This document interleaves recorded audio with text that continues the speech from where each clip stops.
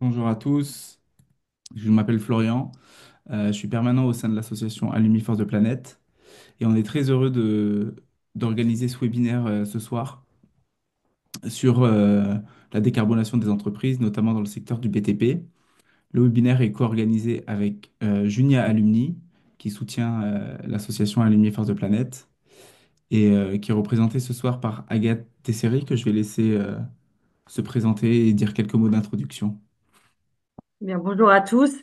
Donc du coup, effectivement, je suis ravie. C'est la première fois qu'on organise un webinaire avec Alumni Force the Planet. Ça n'a pas été simple de trouver les deux intervenants. Voilà, mais ils sont là ce soir, donc j'en suis ravie. Juste deux, trois mots donc sur notre association. Donc on rassemble les étudiants et les diplômés des formations Junia, donc les diplômes HEI, ISA et ISEN Lille. Aujourd'hui, on parle d'un réseau de près de 40 000 membres avec du coup 4 000, donc 4 500 étudiants. Tout au long de l'année, on organise à peu près 150 événements. Alors, c'est des ateliers, des conférences, des visios comme ce soir, mais aussi des visites d'entreprise, des soirées anniversaires de promo et puis un événement qu'on appelle notre Junior Alumni Day qui a lieu chaque année au mois d'octobre. Euh, donc, comme tu l'as dit, Florian, bah, effectivement, on soutient le collectif Alumni for the Planet. Et du coup, pour la thématique de ce soir autour de l'empreinte carbone en entreprise, on a très vite identifié Benoît comme étant, Benoît qui est diplômé HEI de la promotion 2013 et comme étant le témoin un peu de cette action en fait qui mène au sein de son entreprise. Il se présentera plus en détail après. Et puis, on accueille aussi ce soir Mathilde, qui est enseignante chez Junia et aussi qui est responsable du domaine BTP. Et du coup, Mathilde, elle apportera son expertise plutôt sur la question et sur la problématique de ce jour. Voilà. Je te remercie pour ton intervention. Je vais faire une rapide introduction d'Alumni Force de Planète pour ceux qui ne nous connaissent pas encore. Nous, on est une association reconnue d'intérêt général qui a été créée en 2020 et notre but, c'est d'accompagner les personnes en entreprise, donc les alumni, pour qu'ils transforment leur organisation de l'intérieur, notamment sur les enjeux climatiques et environnementaux. Et pour ça, en fait, l'idée de base, c'était de créer un réseau de personnes qui voulaient s'engager pour le climat et l'environnement au sein des entreprises. Et sur notre site internet, si vous vous inscrivez gratuitement, vous avez accès à un moteur de recherche pour identifier les personnes de votre entreprise qui veulent aussi s'engager pour le climat et l'environnement. Ça permet de créer des groupes de travail et de pouvoir avancer ensemble pour proposer des solutions en entreprise. Et ensuite, on a deux types de webinaires qu'on a créés. Le premier, c'est comme aujourd'hui, où on va mettre en lumière, comme le disait Agathe, le parcours de Benoît en particulier, sur les actions qu'il a réussi à mener au sein de son organisation en faveur du climat et de l'environnement. Aujourd'hui, ce sera appliqué au secteur du BTP. Le but, c'est de montrer vraiment que s'engager pour le climat et l'environnement dans son entreprise, c'est possible et ça peut avoir un impact fort sur les entreprises. Et le deuxième type de webinaire qu'on organise, on les appelle concrétiser l'action dans la durée. Et là, ce sont des ateliers de travail où vous venez avec vos problématiques et on vous aide à monter un plan d'action, à lever les difficultés que vous rencontrez et à créer une stratégie de réussite au sein de votre entreprise pour mettre les enjeux climatiques et environnementaux au cœur des décisions. Et donc ce soir, comme je le disais, on va découvrir ensemble le témoignage de Benoît. Mais avant ça, on va accueillir Mathilde Bétrémieux qui va nous présenter un peu les enjeux climatiques actuels, notamment appliqués au secteur du BTP. Donc Mathilde, comme le disait Agathe, est enseignante-chercheuse à Junia. Et elle va aussi nous présenter les solutions qui sont en train d'être mises en place dans ce secteur et qui peuvent être appliquées aux entreprises. Mathilde, je te laisse Bonjour, la main. bonjour à tous. Bonjour à tous. Moi, je suis ravie d'intervenir ce soir là, dans le webinaire Agir pour réduire l'empreinte carbone de son entreprise. Alors, je vais me représenter très rapidement hein, parce que ça a été déjà introduit. Je m'appelle Mathilde Bétrémieux, je suis enseignante-chercheuse et responsable pédagogique du domaine bâtiments et travaux publics au sein de Junia.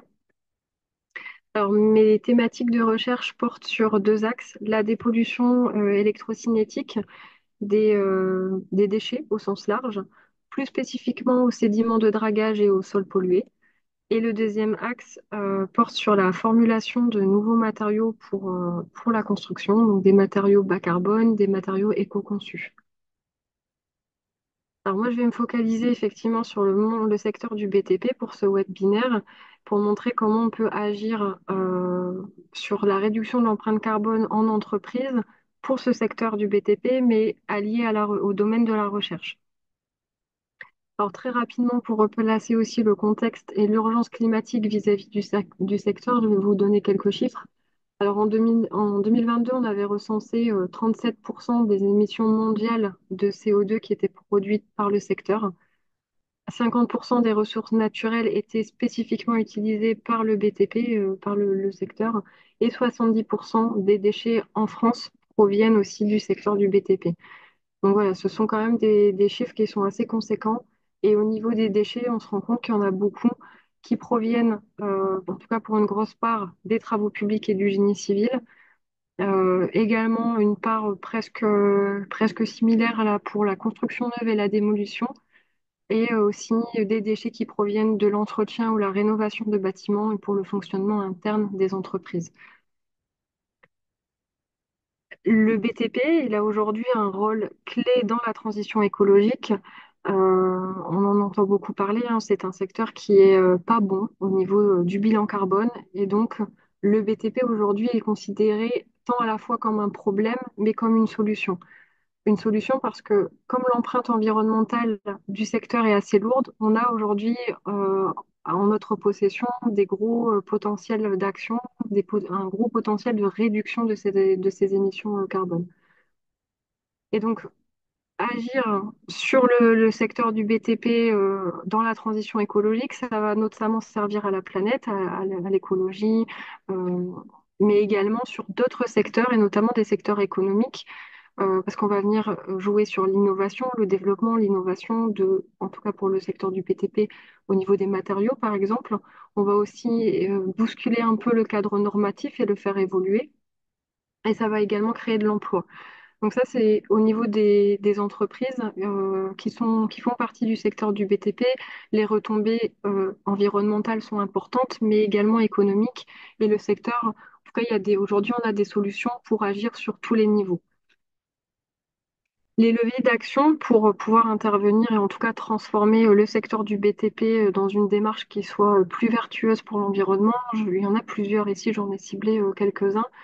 Euh, et ça me permettra de faire la transition avec les projets de recherche que j'ai encadrés en partenariat avec des entreprises. Donc voilà, ça sera une jolie transition par la suite. Mais ici, en tout cas, pour le premier levier d'action, j'avais ciblé l'éco-conception et les matériaux durables, parce qu'on aura toujours besoin de construire des bâtiments, des routes, mais on peut construire aujourd'hui différemment de ce qu'on faisait hier. Euh, Aujourd'hui, on sait que les matériaux qu'on utilise, notamment le béton, a un bilan carbone qui est désastreux pour l'environnement, et donc on peut chercher à construire autrement, à développer des nouveaux matériaux qui soient plus respectueux de l'environnement. Donc ça, c'est le premier levier. Le deuxième levier, on va essayer de chercher aussi à agir sur l'économie circulaire, sur les matériaux aussi, et plus spécifiquement sur le réemploi et le recyclage de ces matériaux. Il faut aussi penser à la fin de vie de nos ouvrages et réemployer, recycler les matériaux de façon intelligente pour rentrer dans ce cercle de l'économie circulaire. Le troisième levier que j'ai ciblé, c'est la réduction des émissions carbone. Donc on parle beaucoup de bâtiments bas carbone. Ça, c'est très important d'en avoir conscience et de développer, de concevoir des bâtiments qui soient effectivement bas carbone. Et ça passe également, on peut relier ce point numéro 3 avec le premier levier, qui est dans le choix des matériaux initial. Ce point numéro 3 est fortement lié au point numéro 1 également. Et donc, le dernier levier que j'avais ciblé, on a tous besoin d'agir et on peut le faire ensemble. La collaboration aujourd'hui entre les chercheurs et le monde industriel est primordiale et on le verra par la suite par le biais des 4 projets de recherche que je veux vous présenter. C'est que tout seul, on peut avancer, mais c'est mieux de le faire ensemble et on avance beaucoup plus loin et nos impacts sont beaucoup plus importants. Aujourd'hui, les industriels ont conscience des enjeux climatiques et se rapprochent de chercheurs pour développer des nouveaux procédés, des nouveaux matériaux et donc réduire l'empreinte carbone de leurs entreprises. Donc les projets de recherche ici, je vais vous en présenter quatre. J'ai volontairement masqué les entreprises qui ont travaillé avec moi sur ces projets parce que ce sont des projets encore en recherche et développement. Et donc pour des questions de propriété intellectuelle, j'ai volontairement masqué les entreprises. Donc le premier projet ici que je souhaite vous présenter, c'est un projet de confection, d'élaboration d'un béton bas carbone à partir de marc de café. En France, on est des gros consommateurs de café et donc on a beaucoup de déchets organiques qui est issu de notre consommation. Donc le marc de café est un déchet organique et on a euh, réfléchi avec cette entreprise à valoriser ce marc de café dans des formulations de béton. L'empreinte carbone du béton nouvellement développé à partir de marc de café a une empreinte carbone qui est beaucoup plus basse que les bétons traditionnels. Donc c'est un très bon exemple d'économie circulaire qui est appliqué au domaine de la construction. Le deuxième projet, c'est un projet sur lequel j'ai travaillé aussi avec une entreprise pour développer des liants hydrauliques routiers à base de coproduits industriels. Donc les coproduits industriels, ce sont des déchets issus de l'industrie, des déchets involontaires. Et donc l'idée, c'était de venir réutiliser ces déchets dans la formulation de liants hydrauliques, en substituant une partie euh, ou la totalité d'un liant traditionnel qui est euh, enfin, qui a un bilan carbone qui n'est pas très bon non plus. Et donc on est venu ajouter ce coproduit dans nos formulations pour réduire les impacts environnementaux sur le secteur des travaux publics.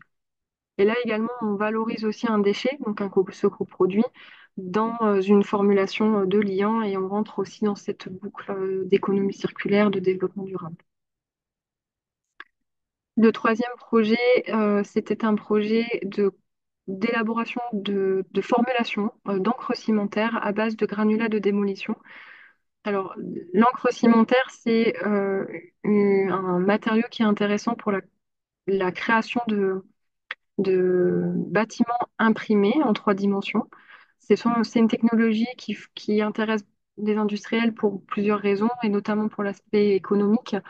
Euh, c'est une technologie qui est encore aujourd'hui en recherche et développement, et l'entreprise souhaitait euh, améliorer ses encres cimentaires d'un point de vue environnemental, parce que les encres cimentaires traditionnelles comportent beaucoup de ciment, et le ciment a un bilan carbone qui est désastreux.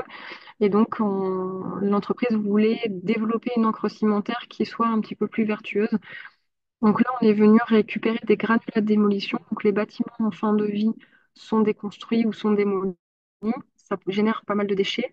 Et donc ces déchets, principalement les déchets béton, hein, sont sélectionnés, sont triés, sont concassés, sont utilisés sous forme de granulats dans les additions, enfin dans les encres cimentaires.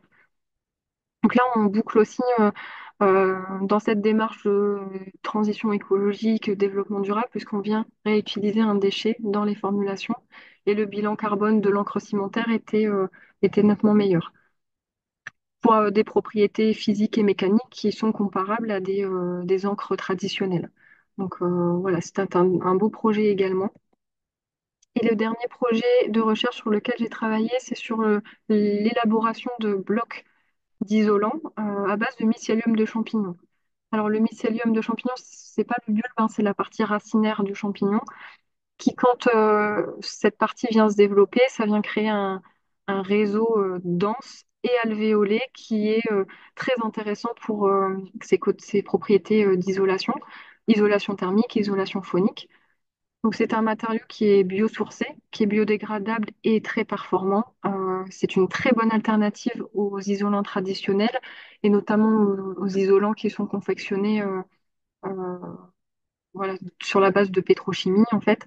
Donc c'est une très bonne alternative et ça a des fins de vie, une fin de vie qui est vertueuse puisque comme le matériau est biodégradable, il est compostable Et donc, voilà, ça rentre tout à fait dans le thème de développement durable. Aujourd'hui, le point bloquant, si j'ai envie de dire, pour ce matériau-là, c'est l'acceptation sociale. C'est un matériau qui est performant, qui est très intéressant.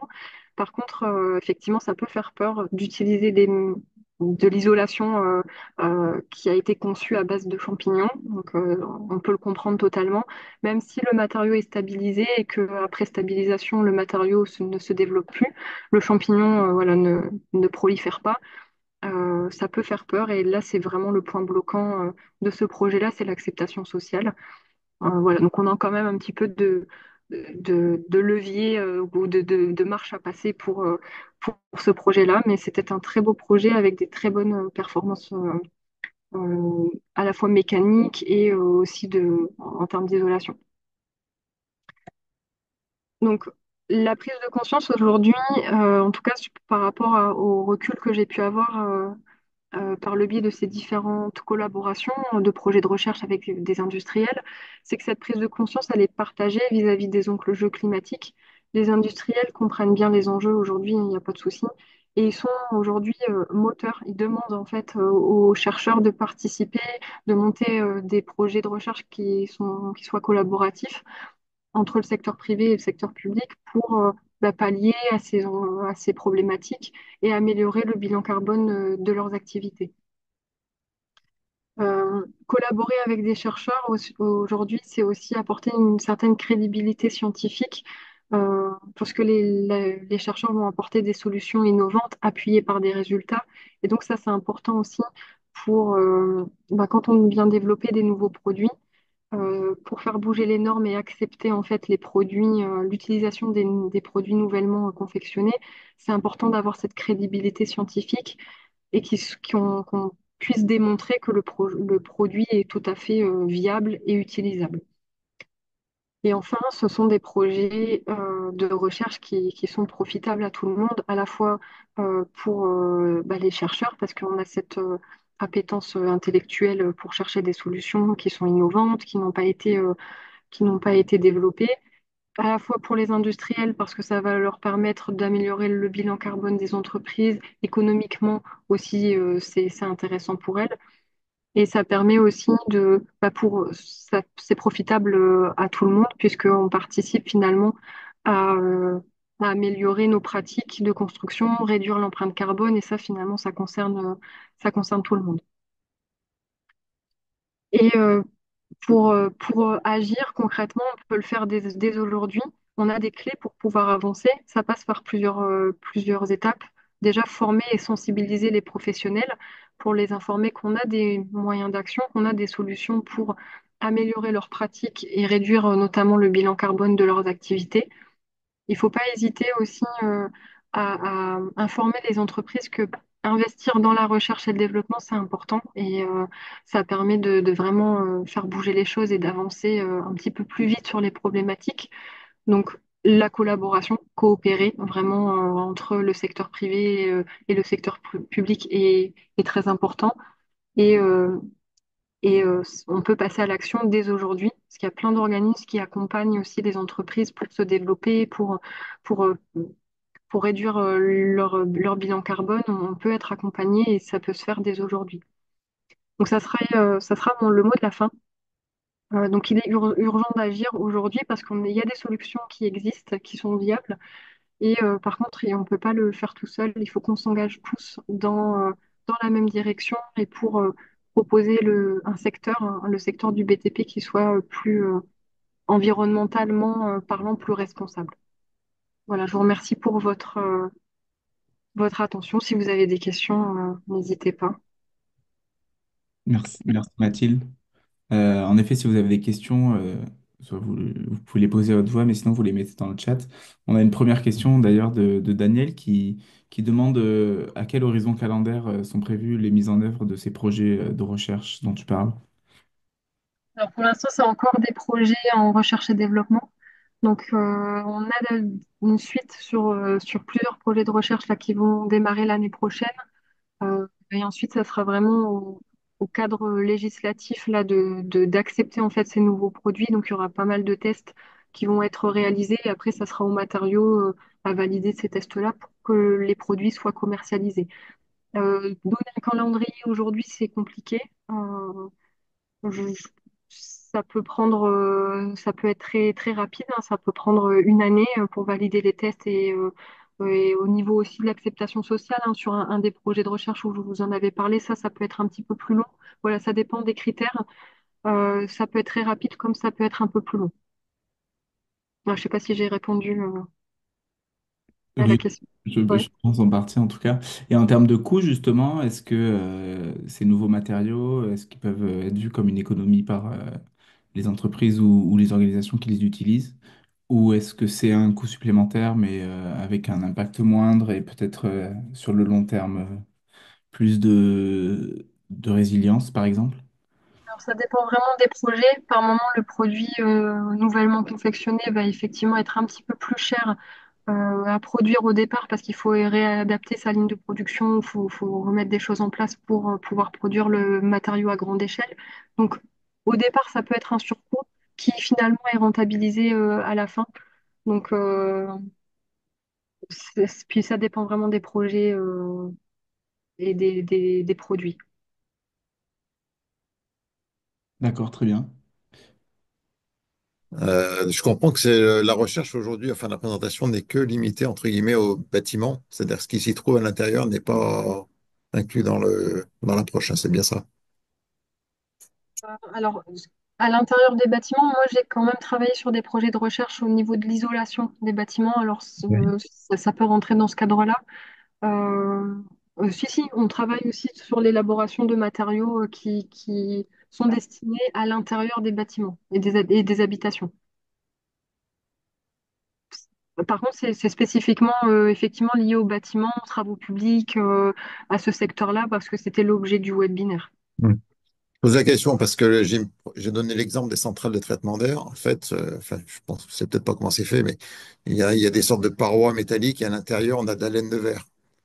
Donc, l'histoire du mycélium de champignons, ça ressemble quand même, c'est le même principe d'un isolant thermique. Après, par contre, effectivement, pour produire à grande échelle et à un coût compétitif, je pense qu'il faut encore attendre quelques années, quoi. Alors le mycélium de champignon, il prolifère assez vite hein, quand on a les propriétés d'entrée, donc en termes d'humidité, de température, les conditions en fait idéales sont respectées, le champignon prolifère assez vite. Euh, on peut avoir une production qui est assez rapide, hein. Nous, on a réussi à créer des blocs d'isolants en 5 jours. Donc c'est assez rapide hein, en termes de production. Alors, tout est relatif, mais en tout cas, on peut avoir des bons résultats assez rapidement. Après, ça reste du vivant. Alors, les champignons, le mycélium de champignons, c'est vrai qu'il y a des questions aussi de sécurité, d'acceptation sociale qui sont peut-être à montrer ou en tout cas à montrer qu'il n'y a pas de risque parce qu'il n'y a pas de risque. Et donc sur ces questions-là, c'est vrai que ça peut être un petit peu plus délicat, mais en tout cas les performances sont là et en termes de production, ça va quand même assez vite, hein, même si c'est du vivant. Pour le coup, on a réussi à avoir des blocs en très peu de temps.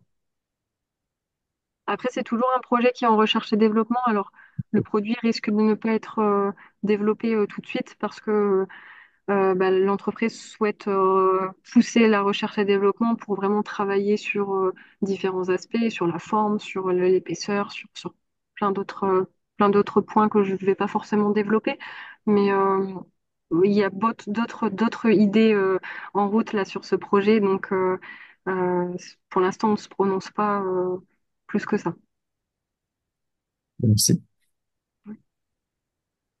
Et sur les matériaux qui existent déjà, je sais pas si, parce que là, tu parlais de projets de recherche, est-ce qu'il y a des matériaux qui existent déjà et en termes de pourcentage de déploiement dans les projets de construction actuels, est-ce qu'on a des chiffres ou pas?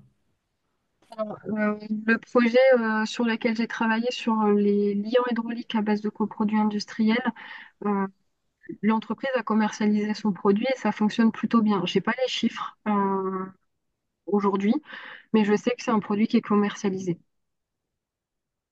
D'accord, très bien.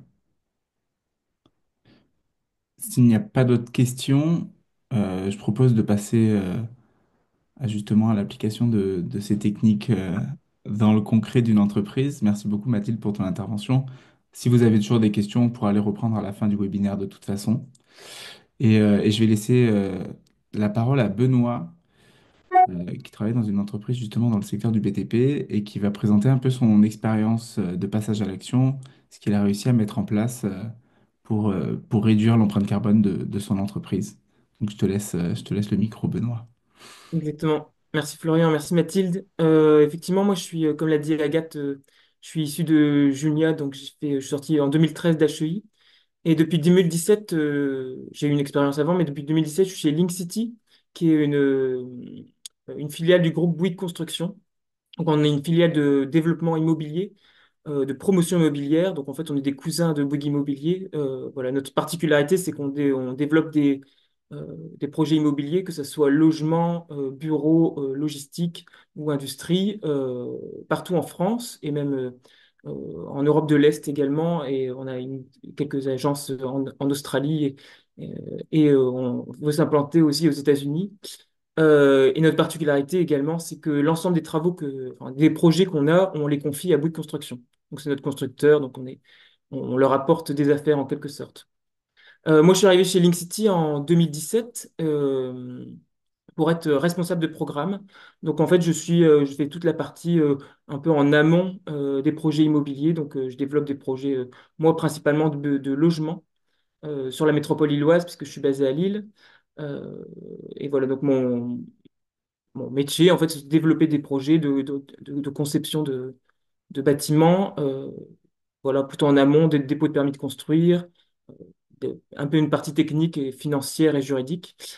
Voilà pour en tout cas mon travail. Mais en tout cas, moi, j'ai toujours eu à cœur, quand je suis arrivé chez Link City, de travailler sur des sujets transverses, parce que j'aime mon métier, mais j'aime aussi aller voir au-delà. Et j'ai participé dès 2018 à un programme qui a été lancé par Bouygues Construction, qui s'appelle Matching Up, qui mettait en relation des collaborateurs de chez Bouygues Construction et des startups ou petites PME pour travailler sur des projets communs. Et le thème notamment du Matching Up en 2018 auquel j'ai participé, c'était justement les nouveaux procédés de construction. Et donc, j'ai eu à cœur de participer à ce programme et j'ai accompagné, enfin, on a travaillé ensemble avec Espérance Venzi, qui est aussi un junior alumni et qui a créé Ethnici, qui est en fait une société qui crée des produits et des nouveaux matériaux à partir de déchets. Et donc de déchets notamment du bâtiment, mais également il a récupéré aussi les moules de la braderie de Lille et il récupère aussi les bris de glace de pare-brise. Il récupère aussi les chutes de vitraux chez des vitraillistes. Donc aujourd'hui, il s'est bien développé. Et nous, notre projet en 2018, on a travaillé ensemble sur un projet qu'on avait, nous, à Villeneuve-d'Ascq, donc juste à côté de Lille, qui était l'ancien site des Trois Suisses.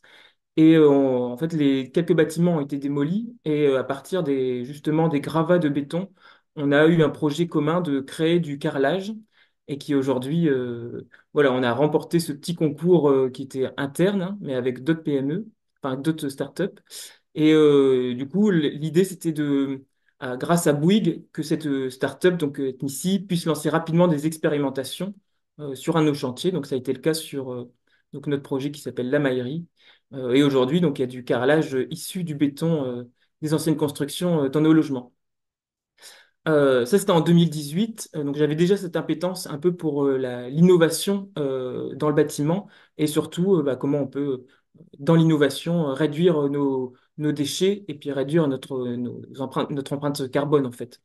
Moi, j'ai eu deux déclics en 2020, deux déclencheurs pour lesquels enfin, qui ont fait que je me suis de plus en plus investi pour la transition écologique dans ma société. C'est en 2020, Link City a décidé de créer une direction RSE. Donc, ils ont embauché une directrice RSE qui est toujours à ce poste, qui est Christine Grèze, et qui a eu à cœur de faire participer l'ensemble de la société à cette direction RSE. Et donc, elle s'est dotée d'un comité RSE dans lequel fait partie des collaborateurs partout en France et des fonctions transverses. Et donc, ce sont les directeurs d'agence qui ont un petit peu choisi ou désigné en quelque sorte. Et mon directeur, à l'époque, a tout bonnement pensé à moi parce que j'avais déjà un peu cette appétence, voilà, suite à mon expérience avec Matching Up et le fait que j'étais aussi intéressé aussi un petit peu dans le privé sur ce sujet de transition écologique. Euh, et donc, j'ai rejoint en 2020 ce comité RSE. Donc, je vous parlerai un petit peu plus un tout petit peu après de mon engagement au sein de ce comité et quel est mon rôle. Et le deuxième déclencheur, c'est que j'ai suivi en parallèle une fresque du climat chez Bouygues Construction. Et donc ça a été animé par une de mes collègues. Il faut savoir que Bouygues Construction a à cœur de former l'ensemble de ses collaborateurs. Donc 100%, l'objectif, c'est 100% du groupe Bouygues, donc comprenant TF1, Bouygues Télécom. Euh, et d'ailleurs, il y a eu un webinaire sur ce sujet. Il y a une de mes collègues chez Bouygues qui a parlé de ce sujet justement de la fresque du climat au sein du groupe. Euh, et donc j'ai eu l'occasion de faire cette fresque qui est vraiment un atelier scientifique, ludique et créatif qui m'a permis, moi, d'avoir un déclic également et de me rendre compte que, en gros, mais enfin, on le sait déjà, mais ça nous permet de se rendre compte les activités humaines sont à l'origine du réchauffement climatique. Et comme l'a dit Mathilde, le BTP est une grande partie responsable des émissions de CO2 et des déchets en France et dans le monde. Donc ça, ce sont les deux déclencheurs qui ont fait que j'ai voulu m'investir et je suis devenu du coup en 2021 aussi animateur de la fresque du climat au sein de chez Bouygues. Euh, enfin, Et donc ça m'a permis aussi de former depuis 2021 maintenant plus d'une centaine de collaborateurs et de collègues au sein de chez Bouygues et également à l'externe, notamment grâce à Dunia Alumni qui me permet aussi de former d'autres personnes dans mon réseau.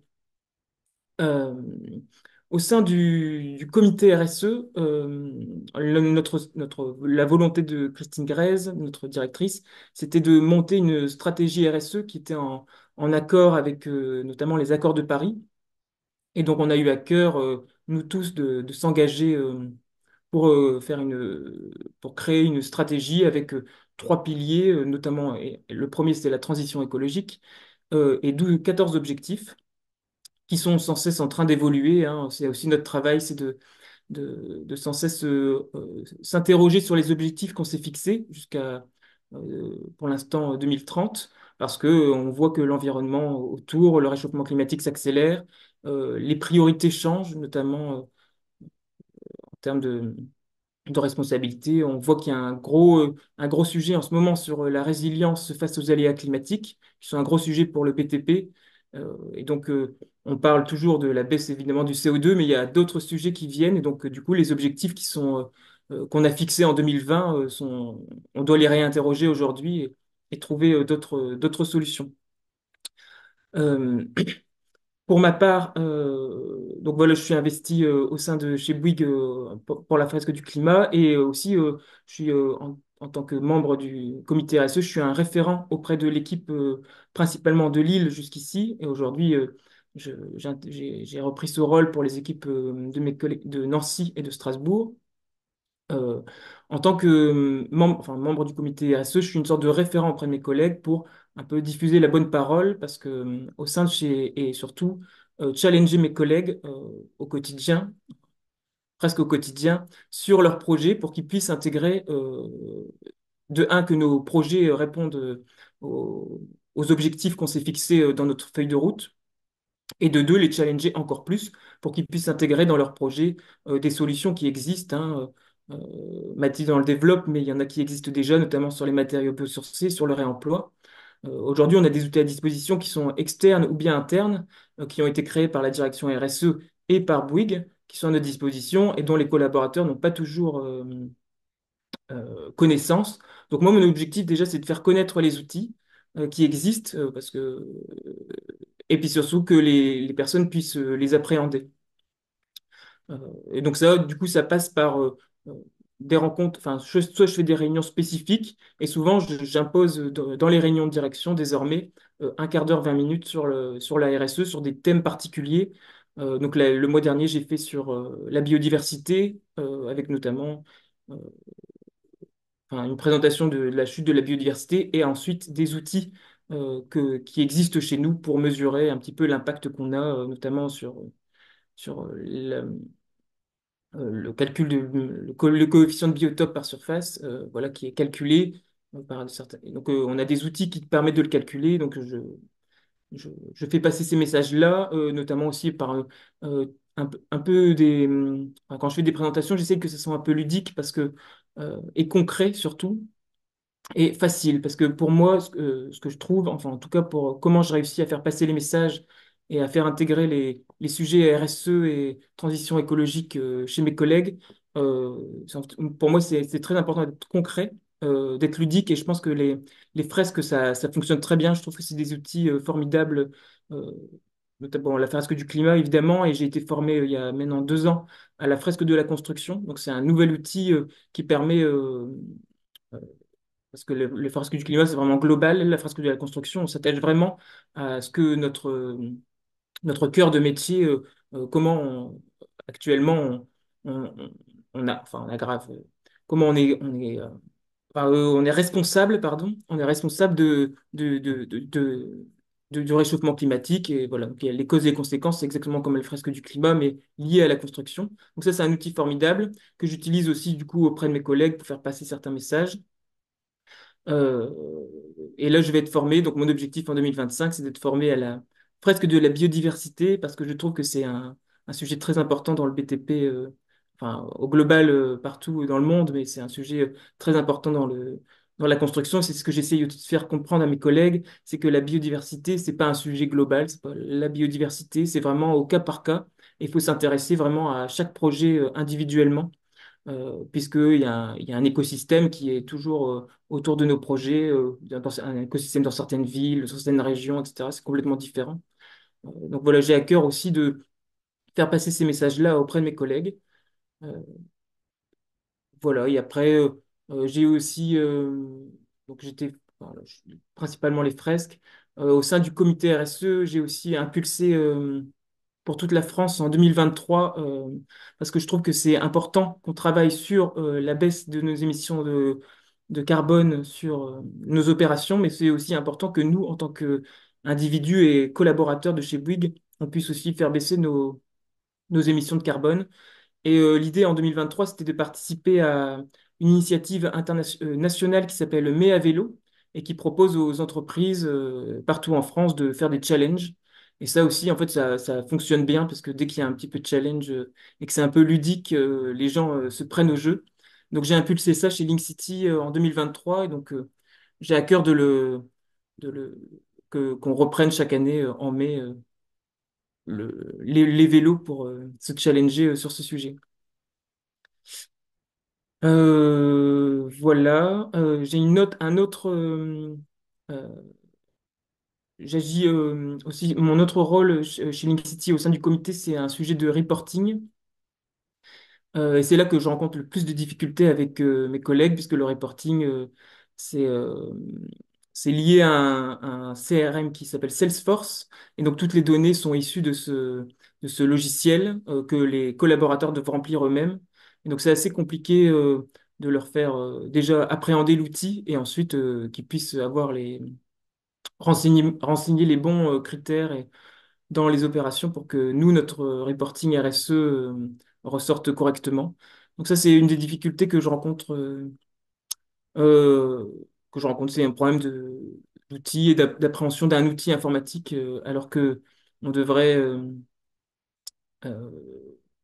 enfin, ça devrait être facile. Enfin, moi, en tout cas pour moi, pour que les gens, en plus en ce moment avec la crise immobilière, la difficulté, enfin, on n'a pas un métier non plus facile, hein, techniquement, juridiquement, c'est assez complexe. Et donc, je trouve que c'est important pour que les collaborateurs puissent se questionner sur comment je fais pour améliorer mon opération immobilière, euh, sur le thème, enfin, sur le plan écologique, bah voilà, il faut, et sur le plan durable, il faut que ça soit facile parce que à côté, on a vraiment d'autres difficultés. Et en plus, en ce moment, à cause de notamment la crise immobilière, c'est plus vraiment la priorité. Donc ça, j'ai aussi à cœur, auprès de mes collègues, de rappeler que même si bah, on a des priorités financières actuellement, il faut toujours avoir en tête la petite ritournelle sur le, enfin, la lutte contre le réchauffement climatique, et ça passe par des actions sur nos opérations qu'il faut toujours avoir en tête. Voilà pour une petite présentation. T'entends pas, Florian? Chaque fois, j'oublie. Merci beaucoup, Benoît, pour ta présentation. On a déjà une question très pratique de Scott qui demande si vous utilisez Salesforce pour du reporting opérationnel et pas spécifiquement en tant que CRM. Ouais, on l'utilise.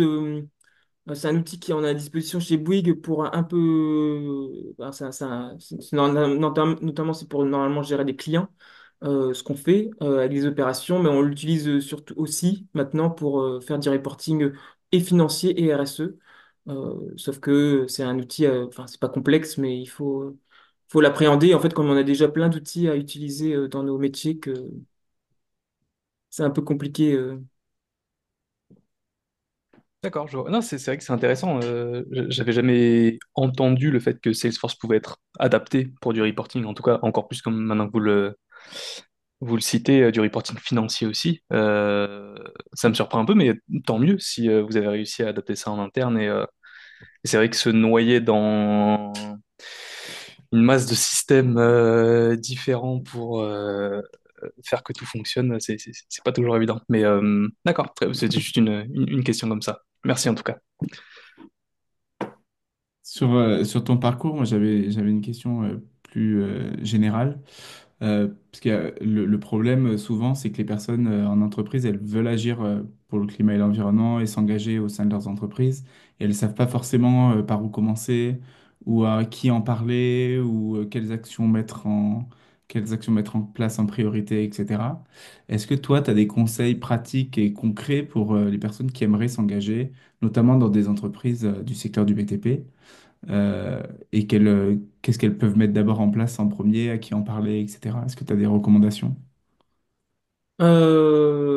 Bah, en fait, ça dépend aussi les sociétés, mais c'est vrai que moi j'ai eu la chance bah, d'avoir été déjà un peu en quelque sorte reconnu pour intégrer le comité RSE, et donc j'ai réussi à avoir en quelque sorte une place de choix parce que du coup j'ai une sorte de rôle de référent, et donc je suis assez écouté. Mais c'est vrai que quand on est il faut essayer de parler à sa direction, et là j'ai quelques portes d'entrée, mais c'est vrai que c'est pas évident dans toutes les sociétés d'avoir accès à la direction directement RSE qui existe, parce que maintenant dans toutes les sociétés ça existe. Mais en tant qu'individu, parfois on a des idées et on veut les proposer. Alors faut pas hésiter, hein, c'est sûr, mais c'est pas toujours évident. Moi j'ai eu de la chance de pouvoir le faire aisément. Mais en plus, comme le disait Mathilde, en fait, je pense qu'il y a une prise de conscience quand même. Donc, il faut quand même, il faut oser. Toutes les sociétés sont pas, notamment dans le BTP, sont pas au même niveau. Euh, mais je pense que c'est important, et surtout les petits, en fait, c'est les petits gestes, hein, c'est pas à pas qu'on arrive. Aussi à s'imposer, à imposer des petites choses.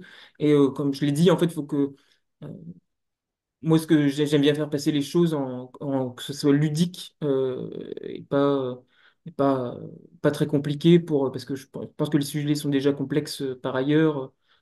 Faut pas complexifier encore les sujets liés à la lutte contre le réchauffement climatique. D'accord, très bien. On a une question de François dans le chat qui demande, alors Bouygues Construction construit tous vos projets, mais du coup, est-ce que vous challengez les autres constructeurs afin d'élargir les possibilités? Par exemple, pour les installations photovoltaïques, est-ce qu'il y a une veille en interne ou est-ce qu'ils sous-traitent afin de bénéficier des dernières innovations? Idem pour les nouveaux matériaux isolants ou les nouveaux bétons. Ouais, en fait, on a la chance d'avoir Alors effectivement, c'est le seul constructeur, donc on peut pas vraiment Donc on le challenge tous les jours sur justement ces sujets. Ils signent pas mal d'accords cadres, notamment sur le réemploi. On a déjà, il y a une plateforme qui a été créée en interne qui s'appelle Syneo, qui est une plateforme physique, qui sont en train de se développer en France. Donc d'abord en Île-de-France et maintenant il y en a une deuxième Donc ce sont des plateformes qui sont ouvertes à tous, hein, pour le réemploi, qui permettent à des sociétés liées au réemploi de s'installer, d'avoir des showrooms, il y a un système de formation, etc. Donc on a cette plateforme en interne, donc on est sur ces sujets-là. Sur les sujets de béton bas carbone, on a signé et de ciment, on a signé des accords, etc., d'accords cadres également. L'entreprise se challenge là-dessus. Euh, et ensuite, on challenge les sous-traitants aussi, notamment pour pour qu'ils puissent aussi intégrer le réemploi, parce que c'est pas toujours évident. Que les petites sociétés, que les petits plombiers, etc., puissent acheter du réemploi. Donc on les accompagne là-dessus, notamment avec notre plateforme. Ça nous permet, nous, d'acheter euh, notamment les sanitaires en réemploi et qu'ils puissent ensuite les installer, que nos sous-traitants puissent les installer. Et aussi, si je peux me permettre de compléter sur cette partie veille sur les nouveaux procédés ou les nouveaux matériaux, il y a aussi pas mal de conférences scientifiques, mais aussi scientifiques et à destination des professionnels, ou en tout cas, il y a des conférences qui sont vulgarisées pour pouvoir exposer les avancées, les dernières avancées scientifiques. Et les professionnels sont les bienvenus à ces conférences pour échanger avec les chercheurs et pour se tenir aussi au courant des avancées. Il ne faut pas hésiter à regarder ce qui est proposé en termes de conférences sur les matériaux. Il y en a beaucoup. Il y a pas mal de conférences francophones sur ces thématiques. Donc voilà. Il faut regarder aussi sur Internet les conférences qui peuvent vous intéresser, mais il y en a régulièrement.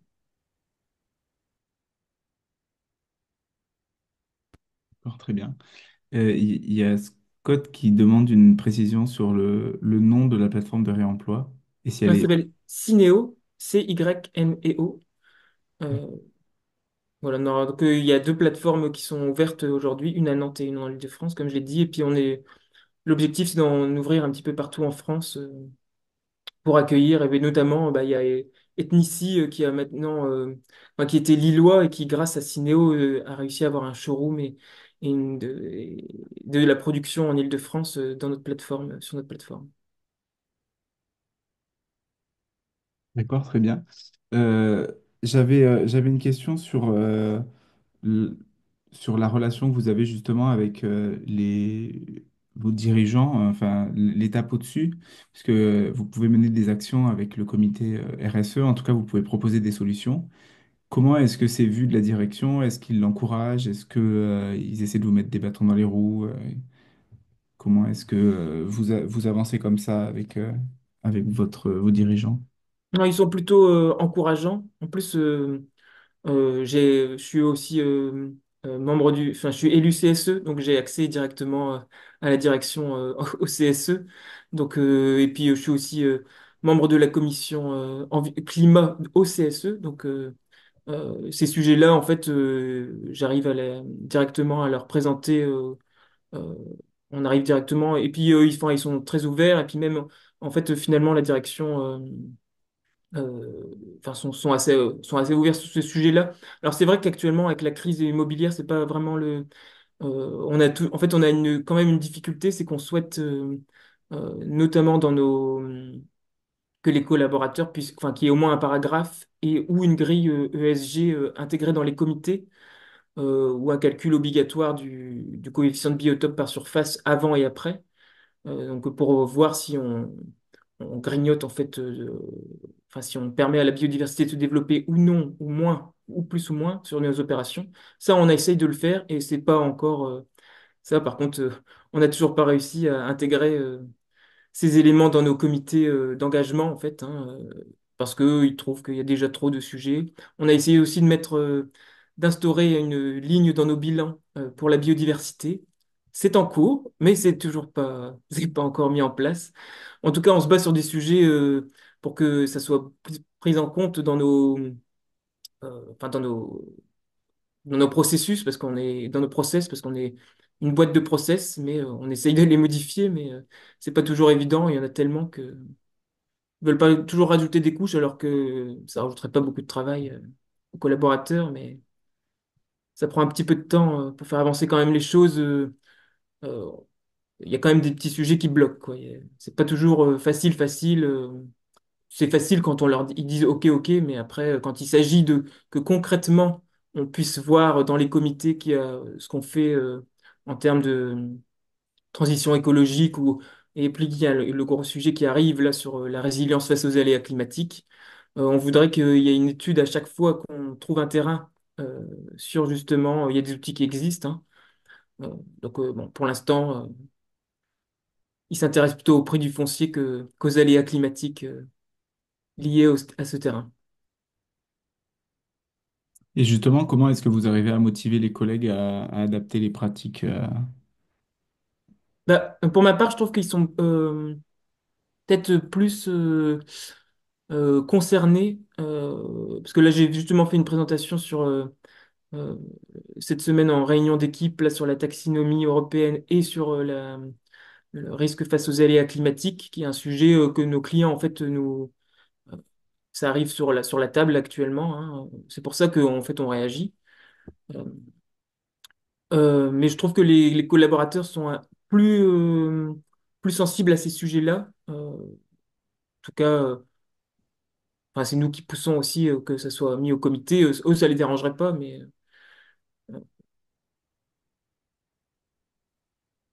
Hmm. D'accord. Vous avez un moyen de mesurer concrètement la réduction de l'empreinte carbone? Est-ce qu'il y a un bilan carbone qui est réalisé, je sais pas, régulièrement pour pouvoir mesurer un peu l'impact de vos actions sur l'empreinte carbone générale de ouais. l'entreprise? Alors, chaque opération immobilière, en fait, il y a, grâce à la réglementation thermique, la nouvelle réglementation thermique qui est sortie en 2022, qui s'appelle la RE 2020, en fait, on est obligé de calculer ce qu'on appelle un IC construction. En gros, c'est le poids carbone d'une opération immobilière. Donc, on a l'ensemble. Donc, on a le poids carbone par chaque opération immobilière, donc qui, selon la réglementation thermique, doit baisser en 2025 et en 2028 et en 2031. Il y a des seuils à atteindre. Donc, ça, c'est la réglementation. La réglementation thermique française est assez poussive là-dessus. Euh, et ta question, comme j'ai. C'était sur les bilans carbone Ah et... oui, voilà, c'est ça. Donc, c'est ça. Et ensuite, on a fait il me semble que c'était il y a 2 ans. On a mesuré enfin, c'est une société qui a mesuré notre empreinte carbone, mais là sur nos déplacements pro, sur les téléphones, voilà. Au global, on a eu le poids carbone de la société qui a été faite il y a 2 3 ans. D'accord, très bien. Et donc, vous le faites, vous avez des contrôles régulièrement ou...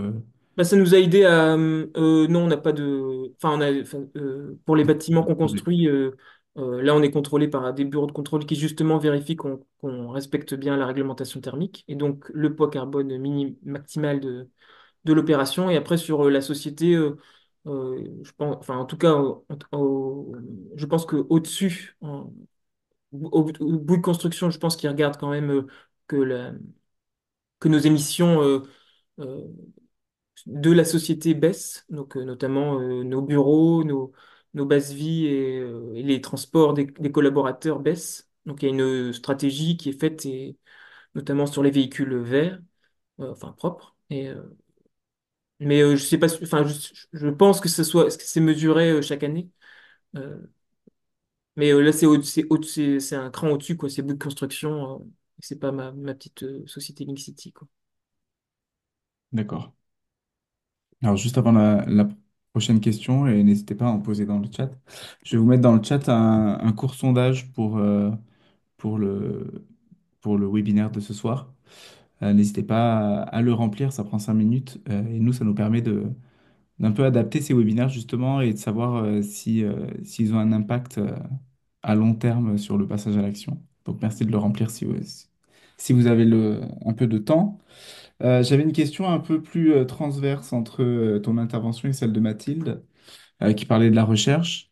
Est-ce qu'il y a des moyens justement de faciliter la collaboration entre chercheurs et industriels pour accélérer justement le développement et l'adoption de solutions bas carbone dans l'industrie du BTP?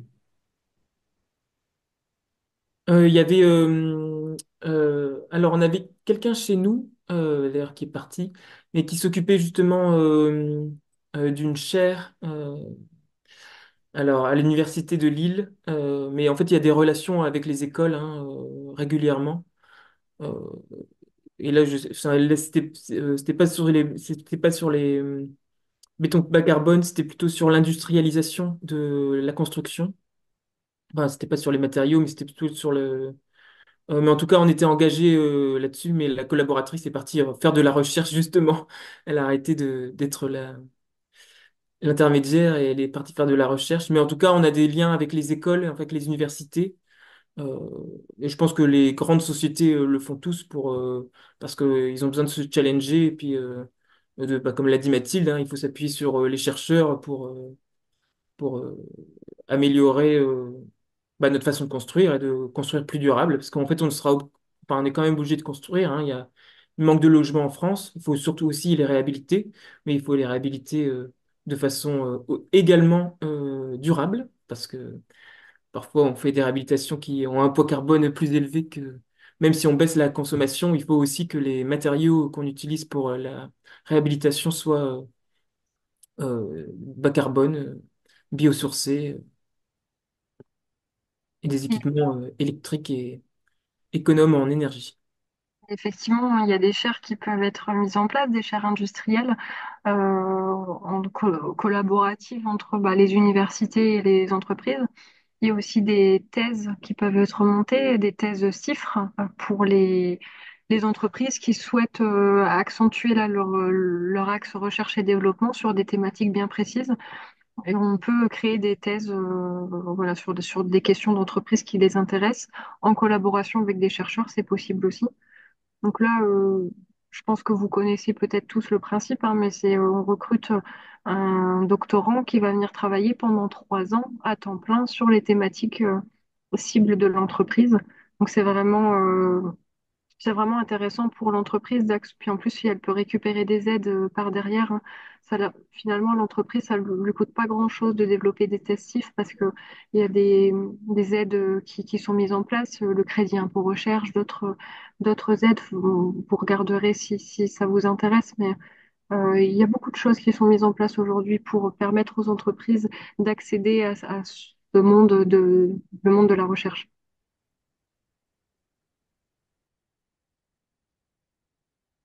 D'accord, très bien.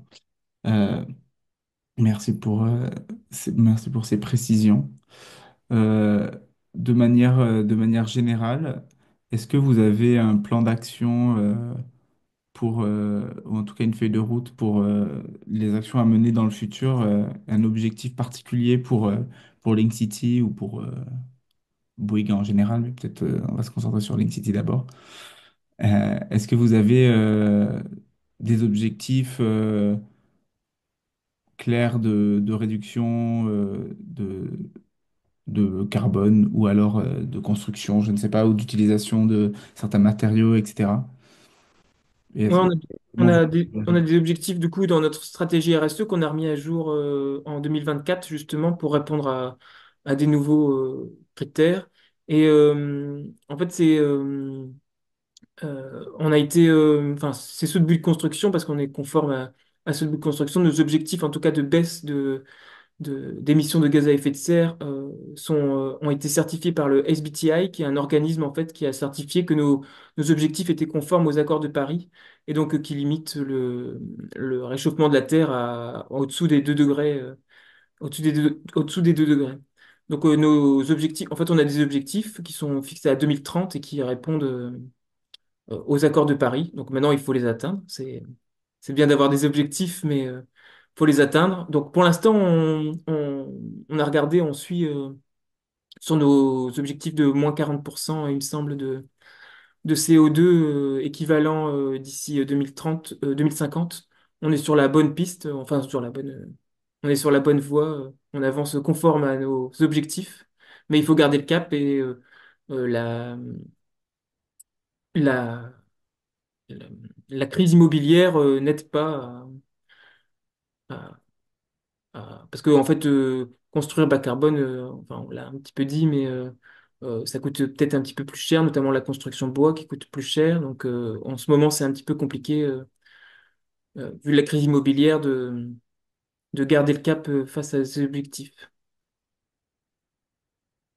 Et dans ce contexte, est-ce que vous auriez des conseils à donner aux jeunes diplômés justement qui souhaitent s'engager dans la transition écologique et qui voudraient travailler dans le BTP? Est-ce que c'est, enfin, je sais pas, est-ce que vous avez des conseils en particulier à leur donner pour les rassurer un peu et il y a de l'espoir quand même, comme on l'a vu avec vos deux présentations. Oui, oui, en fait, euh, je sais pas si j'ai des conseils à donner. Il faut juste, je pense qu'il faut être, enfin pas optimiste, mais moi je suis réaliste et je pense qu'on peut agir de façon personnelle et on peut agir au sein de sa société. Il y a toujours possibilité. Je pense que, bah, comme l'a dit Mathilde, hein, le bâtiment, c'est un problème, mais c'est aussi une solution parce que de toute façon, bah, comme je l'ai dit, on sera quand même obligé de construire parce on a besoin de logements. On a aussi en France une volonté de réindustrialiser, donc il faut aussi le BTP et le génie civil, enfin, il faut on va devoir continuer à le faire, mais il faut le faire différemment. Et je pense qu'il y a on peut toujours, si je ne croyais pas au bâtiment, ça fait longtemps que je serais parti dans un autre domaine. Mais non, mais il faut croire au fait que, bah, comme tout, on sera obligé de changer. De toute façon, on est face aujourd'hui à des réalités. Euh, les sociétés sont en train de changer, la société est en train de changer, et les entreprises également. Je pense qu'il faut être pas, enfin, il faut être réaliste et puis surtout bah, s'engager. On peut faire je pense que faire sa part, c'est important au sein de sa société et puis d'avoir des engagements aussi. Moi, j'aime bien m'engager par ailleurs sur d'autres sujets, mais faut, je trouve que c'est important l'engagement au sein de sa société pour la lutte contre le réchauffement climatique et ça porte l'engagement. Oui, bien sûr. Et c'est souvent aussi via les entreprises qu'on peut avoir un impact fort et si on l'a aussi dans son quotidien, c'est d'autant mieux. On a une question pratique sur la. Tu disais que la construction bois est plus chère. Est-ce que c'est en absolu ou ça dépend de la méthode de construction par rapport au béton? En fait, il y a eu des études qui ont été faites partout en France et puis on a regardé chez les différents constructeurs. On est entre 15 et 20% plus cher si on construit classiquement en béton ou en construction de bois totalement en bois. Euh, Voilà, ça a été à peu près vu à peu près partout. C'est à peu près les chiffres qu'on a aujourd'hui. Mais en fait, avant, on construisait qu'en bois et c'était moins cher. Et aujourd'hui, le béton est moins cher. Ça va revenir. C'est comme dans tout. En fait, les entreprises doivent s'adapter. C'est comme pour la réglementation thermique. Quand la réglementation thermique est arrivée en 2022, on ne saura jamais faire, ça va coûter trop cher. Et finalement, les coûts sont pas plus chers parce qu'en fait, les entreprises s'adaptent et trouvent des nouveaux procédés euh, et arrivent à s'adapter en fait. Et donc, je pense que la construction bois va baisser parce qu'on va réussir à s'industrialiser aussi. Euh, Parce qu'aujourd'hui, c'est minoritaire, mais quand ça sera majoritaire, la construction de bois, on arrivera, comme le béton s'est industrialisé, il faut réindustrialiser les filières. En fait, il faut réorganiser les filières pour qu'elles soient moins chères et puis plus efficaces. D'accord, très bien. Et on a une question sur euh, de la gestion des projets. Est-ce que il vous arrive ouais, de gérer des projets de seconde œuvre ou d'aménagement avec Bouygues ou Link City ou est-ce que le focus est fait sur la construction neuve principalement?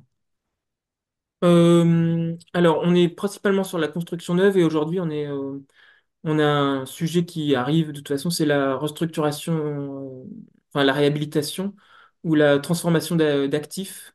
Donc c'est par exemple transformer des bureaux en logements ou en hôtels, ou enfin transformer en tout cas l'usage. Donc en fait là, on intervient également à l'intérieur des bâtiments. Et c'est un sujet qui est éminemment important puisque ça va permettre de, ne pas grignoter d'autres fonciers. Et puis, c'est toujours euh, plus vertueux de réhabiliter que de démolir et reconstruire. Donc, mais c'est au cas par cas. Et puis, c'est comme la construction de bois. En fait, il faut que les sociétés se structurent, il faut que les filières se structurent pour que les coûts diminuent. Parce qu'aujourd'hui, restructurer Euh, bah là, pour notre cas, une tour à Lille en hôtel, bah, ça a des coûts importants. Euh, mais je pense que d'ici quelques années, comme ça va être industrialisé, les filières vont s'adapter, les coûts vont diminuer logiquement. Oui, d'accord. On a une question aussi qui est un peu plus générale et qui est peut-être pour l'appliquer aussi à d'autres entreprises. C'est de savoir comment est-ce que vous arrivez à rester mobilisé dans la durée sur ces sujets, comment rester motivé pour agir de l'intérieur, et est-ce que le fait d'avoir des engagements personnels, justement, porte l'engagement dans l'entreprise? Bah, en fait, moi, j'ai toujours été. Effectivement, c'est pas toujours évident de rester focus, enfin de rester motivé. Mais moi, c'est des sujets qui me portent. Et en fait, comme je l'ai dit, je suis aussi élu au CSE. En fait, ça me porte d'avoir des engagements. C'est ça qui me porte dans mon travail. Si j'avais pas ça, ce serait compliqué. Mais euh, je suis quelqu'un aussi qui est, enfin, c'est pas toujours évident, mais il faut être pugnace. Il faut jamais rien lâcher. Il faut toujours répéter la même chose. Alors ça, c'est pas toujours parce que les outils, on les a déjà expliqués 20 fois, mais il faut continuer. Ça me dérange pas de répéter à chaque fois la même chose et de redite. Et en fait, c'est comme ça que ça rentre, hein. De toute façon, c'est en répétant plusieurs fois les mêmes choses, en réexpliquant les outils, en réexpliquant, en représentant nos objectifs, alors qu'on les a déjà présentés il y a 6 mois. Mais après, j'ai pas de souci de démotivation sur ce sujet. Je trouve que en fait, c'est un sujet tellement important que je peux pas me démobiliser sur ce sujet parce que si on se démobilise sur ça, il y a plus rien. Après, c'est l'argent qui comptera et puis. Ouais. On arrive sur la fin de ce webinaire. Je vous invite encore à répondre au sondage si ça n'a pas été le cas. Est-ce que vous auriez un petit mot de la fin, Mathilde et Benoît, sur l'avenir du secteur BTP, sur les solutions qui sont possibles et sur l'engagement qu'on peut avoir en tant que salarié dans une entreprise du BTP, un peu les enseignements que vous avez eus depuis que vous vous êtes engagé sur ces chemins de transition. Alors, un mot de la fin, je sais pas si j'aurais vraiment un mot de la fin, mais c'est vrai que aujourd'hui, moi, je suis contente de voir que les entreprises s'allient de plus en plus avec les chercheurs pour essayer d'améliorer leur empreinte carbone et leur fonctionnement en général, et ils cherchent des nouvelles solutions.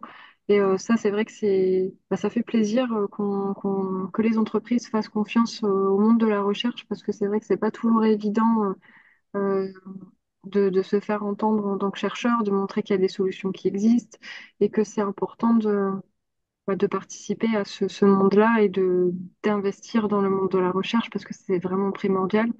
Et moi, je suis vraiment contente parce que les entreprises nous font de plus en plus confiance, enfin nous en tant que font de plus en plus confiance aux chercheurs.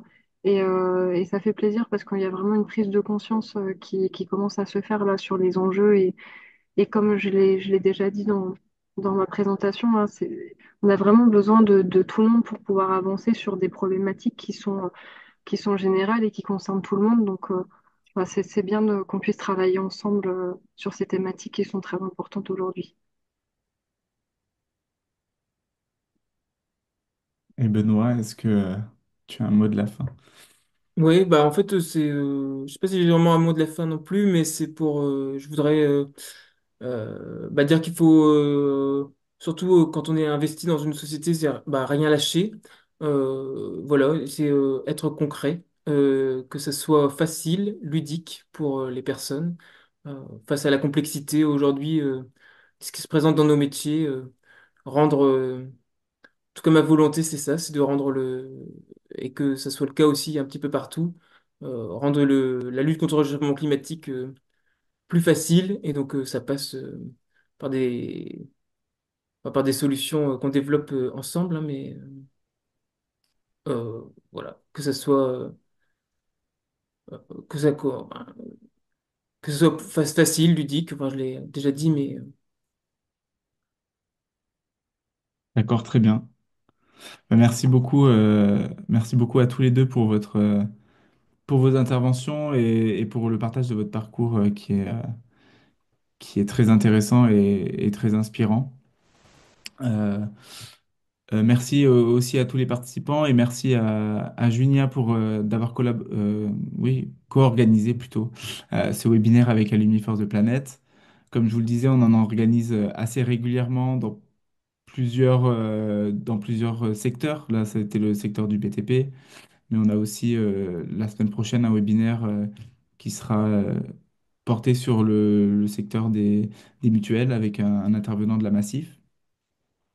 Euh, Comme je le disais, donc, on a aussi des ateliers de travail pour vous aider concrètement, personnellement, à agir au sein de vos entreprises. C'est des séances de conseil en intelligence collective qui sont gratuites et ouvertes à tous. Et la prochaine session sera le 2 avril.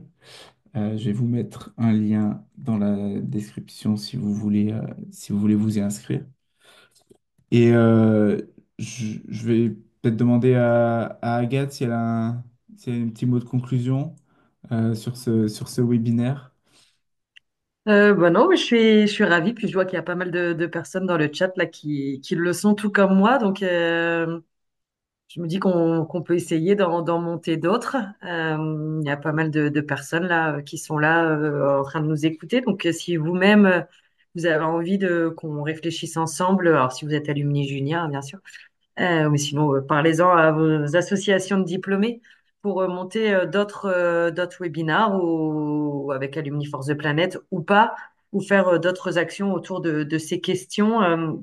C'est vrai qu'on on a pas mal bah, de diplômés aussi qui s'intéressent à toutes ces thématiques-là. Donc voilà, ce sera avec plaisir qu'on essaiera de faire d'autres choses ensemble. Et puis c'est vrai que le webinaire là, a été enregistré, donc on va aussi le diffuser, enfin diffuser l'enregistrement sur nos réseaux pour essayer de lui donner encore une portée plus importante. En tout cas, Mathilde et Benoît, c'était super de vous entendre en fait, et puis d'avoir moi le BTP, c'est pas forcément mon secteur, mais en tout cas, j'ai appris plein de choses. Donc merci à tous pour vos partages. Merci Agathe. Merci à tous encore pour votre participation. Et puis il nous reste à vous souhaiter une très bonne soirée, à se poser un peu sur toutes les informations qu'on a reçues ce soir. Et on reste disponible euh, en ligne, par mail ou sur les réseaux pour répondre à toutes vos questions.